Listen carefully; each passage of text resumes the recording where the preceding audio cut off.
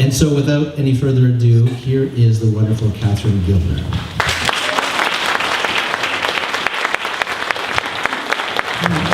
Yeah. So now you mentioned that Clive was kind of your boyfriend at the time. Yeah. So it got to the point where he wanted you to meet his family. So his family was very well established. They had an estate called Cherry Run. Which should have been called Cherry Run as fast as you can in the other direction. Really.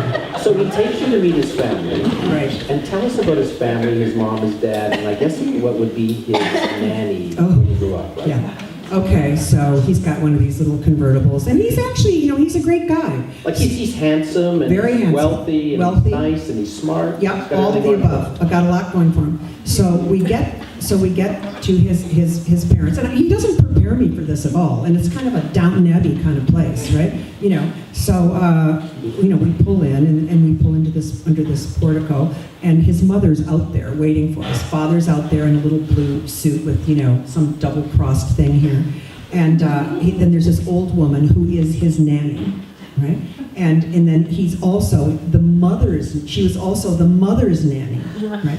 So, and the mother's name is Wiggles. Right? English have all these kind of weird little goofy names, even though they want to be terribly formal.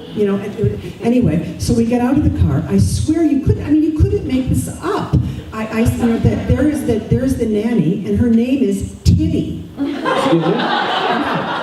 And he said, "Hi, Titty." I went, "Stop that." Stop that right now, right? And he just kept calling her that, right? And that was her name, right? And she said, "Oh, I'm ready to take on my third generation." So we're unpacking our rucksacks, as they're called, and Wiggles. Remember, I'm not inside. I'm still outside, right? And she said, "Oh, and where are you from?" And I said, "America." Like, she already knew that. I said, "America." She said, "No, where have you descended from?" And I said, "I don't know." I said, "Irish, I guess Ireland originally, Ireland." And she said, "Oh, that's so lovely, because we have Darby with us, and he's Irish, and he's lived with us for so long, and we're so fond of him." It's their dog. Irish wolfhound named Darby.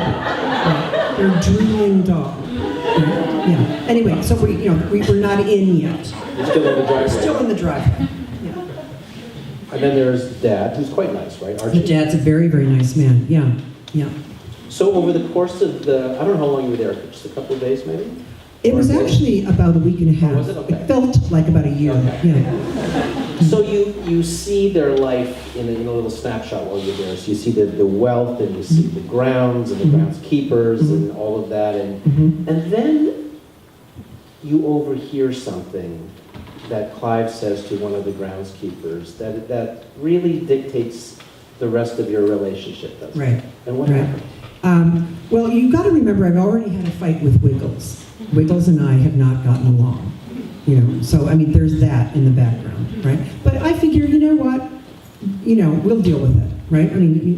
Clive says we've got to ignore her. The father says we have to ignore her. So we're plugging along. And then the temperature's about 100, which is very rare for England. And there's roofers putting in some new slate. And one of the workers says to him, and I'm inside and with the window open, but I hear it. And he says, "Oh, I'm maffed, man. I'm so thirsty. Oh," he says, "Could I get a glass? Could you give me a mug of water?" And he said, "Oh, my good man, you may drink from the pipe at will." Clive said, "I just packed and left.